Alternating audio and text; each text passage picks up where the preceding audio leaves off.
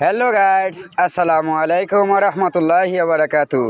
দেখুন, আমাদের সিলেটের সিলেট সিটি কর্পোরেশনের 6 নং ওয়ার্ডের বাদামবাগিচা বাজারের সকল বন্ধুরা আজকে পিকনিক।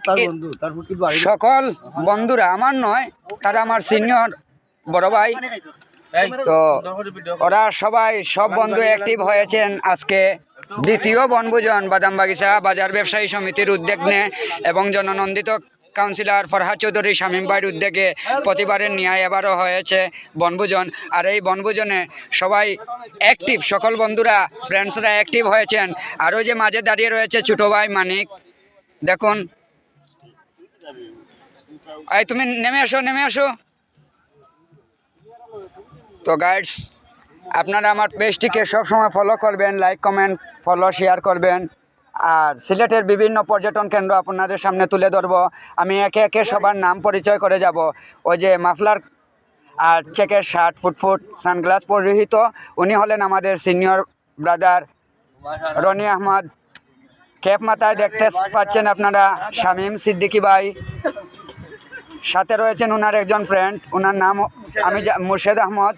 হ্যাঁ, এর পরবর্তীতে আমি যার কাছে নিয়ে যাচ্ছি উনি হলেন আমাদের তুহিন ভাই।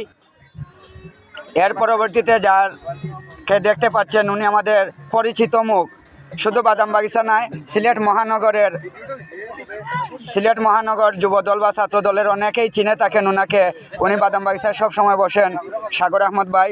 সাথে রয়েছেন আমাদের জননন্দিত কাউন্সিলর ফরহাদ চৌধুরী শামীম ভাইয়ের ড্রাইভার সাহেব আসাদুর ভাই। আরও সামনে দেখিয়ে নিচ্ছি আমি রবি ভাইকে, এরপরে রুহেল ভাইকে, উনি সৈয়দ মগনি এলাকার।